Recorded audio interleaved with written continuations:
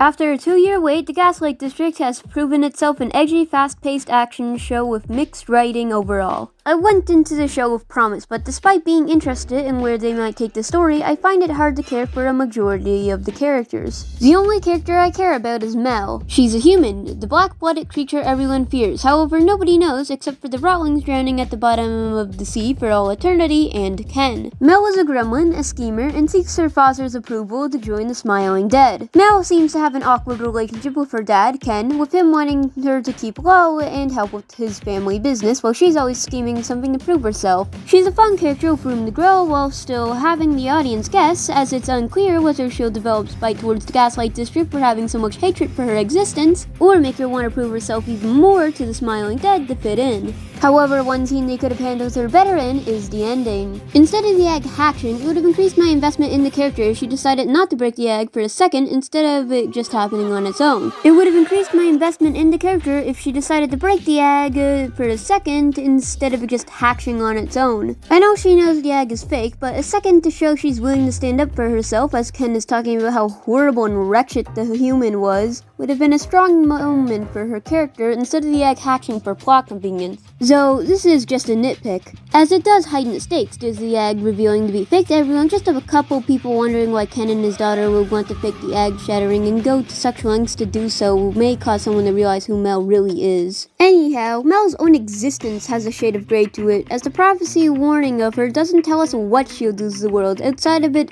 threatening the world. But the world is decaying and full of terrible people with fates worse than death scattered about. What of the world is worth saving? You cannot die in the Gaslight District due to the Black Hand's influence, leading people to get creative of how they bury people. Ken cements people who know too much by sinking them to the bottom of the sea in chains, and the punishment for trespassing on the virtues is being trapped in ice in an area with constant filthy slush water pouring down on your face. This shows how sick and twisted the world has become when death has no meaning, making me view this prophecy as the only way out to something new. Which may be why Ken is keeping Mel? I don't understand Ken. He seems to have two personalities and keeping a secret at all costs, reflected by how he cements his own employees just because they knew Mel was human, but I wonder if he feels guilty for his actions. I want to like him, but the things he does to keep the secret of who Mel is and the promise to one of the virtues feels harsh but required, but he seems to have no shame in committing such horrible actions, making it hard for me to root for him. On to the last somewhat important characters. Redhead is strong and Mud seems like a scam artist. They're used for the heist to steal the angel egg and nothing else. I appreciate their personalities being used for the heist, Mud acting as a delivery service through the toughest fence of security, and Redhead eating an angel to cause a swarm, but the do have nothing else going for them to make me care for them, and in some cases I find myself resenting them. Redhead and Mud don't even question why they're hunting down Jack at the start of the episode, making me view them as dim. But then they go along with cementing them with joy, making me completely unsympathetic towards them, as they're completely willing to subject someone to a fate worse than death despite not knowing why they're doing it. Later in the episode, Mud seemingly encounters someone he used to know, who he immediately shows bitterness towards, showing that he always hated them. Without context, I don't know if this is deserved, but considering this person's friendly attitude towards him, I find it hard to believe he deserves the hate Mud gave him. Redhead is said to be Ken's adopted son, but you could only be able to tell that from one line of dialogue, as Redhead doesn't have any father-son interactions with Ken and barely interacts with Mel, with all of them being surface level. A majority of the characters are pretty surface level, in fact,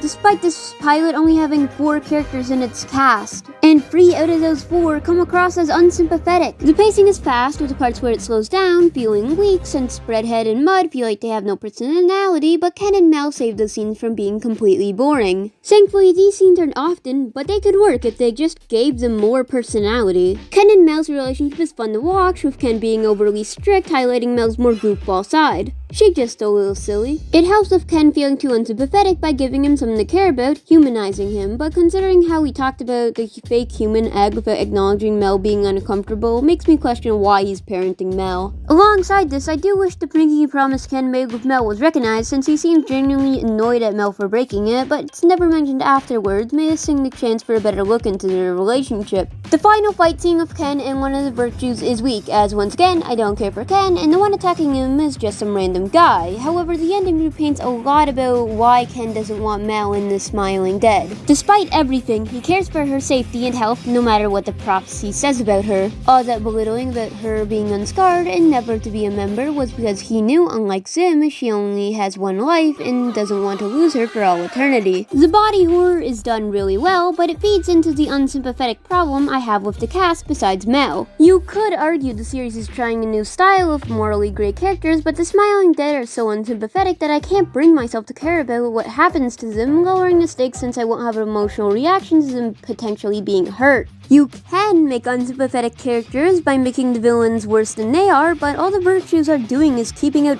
trespassers. And the Smiling Dead all actively went looking for trouble, even if it was for a good cause. The virtues are only the bad guys because they are preventing the main cast from achieving their goal, not because they're unjustly threatening the main cast or hurting people for selfish reasons. Even one of the other antagonists, the Angel Mother, is just protecting her egg and even tells Mel that when the time comes to fulfill the prophecy, they, presumably the angels, will be there to guide her. Though the only character I find myself rooting for is Mel, as I find her very fascinating, I hope they can expand upon her character while pushing out Ken, and especially Redhead and Mud, so I can feel sadness when something bad happens to them. The plot is kind of overwhelming, introducing us to the prophecy, the black hands, the virtues, secrets Ken is keeping, something one of the virtues is working on, and the cliffhanger of the Smiling Dead being caught for faking getting the egg and someone bringing a hook down to where Jack is. I don't have an immense problem with it, but I fear this may be foreshadowing the series having an issue with putting so much plot introduced into an episode that it loses focus. Though these plot points feel connected, so I'm sure this problem won't become true, but it's better to be cautious. Everything here is fine, but I think the episode would benefit from saving one or two of these plot points for the next episode. The pilot has shown promise, even with a messy execution. I will keep watching the Gaslight District for Mel's mere existence, and the mysteries established by Ken and the prophecy are genuinely engaging. However, if this series doesn't fix the shallow character interactions and begins overcomplicating the plot, my interest will die alongside the potential this series has.